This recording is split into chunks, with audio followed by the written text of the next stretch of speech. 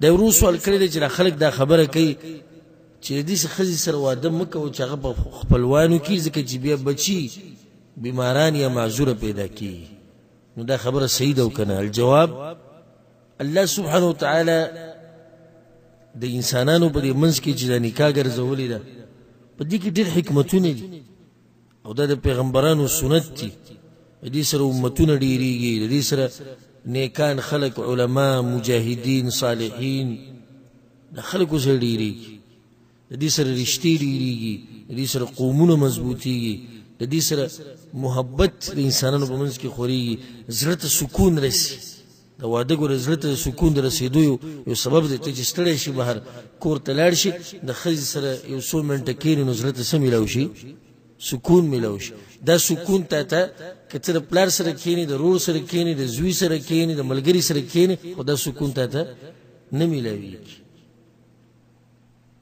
اوس هغه جدا مسله چې ښځه په سړي داسې واوړي چې هغه سړی بیا ورته وایي ما ته خو سکون میلاو نه شو. دا استثنایي حالات دي، خو عام اوقاتو کې الله سبحانه وتعالی د دې ښځې او خاوند په منځ کې یو ناشنا رابطه جوړه کړې ده. دا اولنۍ خبره شو. بیا دې مسلې ته راځو. دا کوم چې ورور تپوس کړی دی نو نه په قرآن کې شته نه په صحیح حدیث کې دا خبره ده چې د دې ښځې سره واده مه کوه چې په خپلوانو کې راځي، بلکې زه درته یو آیت سورة الأحزاب بيانهم واوري يا أيها النبي أي پیغمبره إنا أحللنا لك أزواجك اللاتي آتيت أجورهن.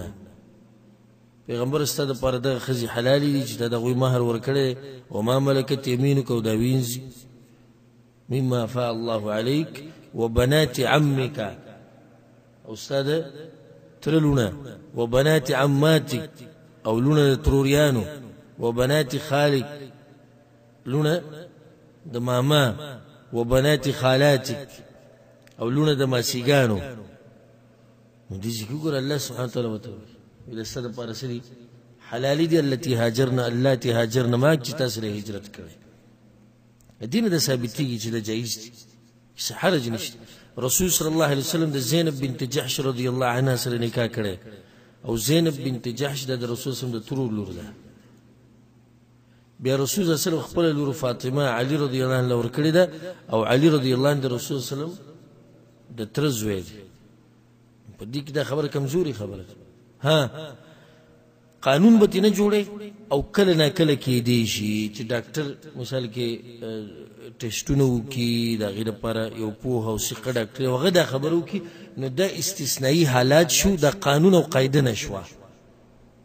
لکه عامه خبره به داسې نه کې، خو داسې کېدی شي د یو سړي سره چې ډاکټر ورته دا ووایي چې ستا او د دې ښځې د یو بل سره دا تړون د ماشوم د پیدا کېدو دا او د ماشوم د راوړلو دا برابر نه دی. هغې ډېرې وجې کېدی چې ډاکټرانو ته معلومي دا په دې چې د ستا خپله ده او یا بله څه مسله ده، نو دا به یو خاص حالي یو خاص واقعه ده. خو د دې یو واقعې نه به موږ قانون نه جوړو چې او به داسې همیشه شوه، بلکې داسې ډېر دي چې د خپلوانو سره واده کړی ده او بچي ښه روغ رمټ دي. بلکې زموږ پښتانه خو اکثر خپلوانو کې رشتې کوي او داسې پکې شته چې د پردۍ زنانه سره رشته کړې ده او بچي څه دي معذوره دي. نو دا خبره کمزورې ده. والله اعلم.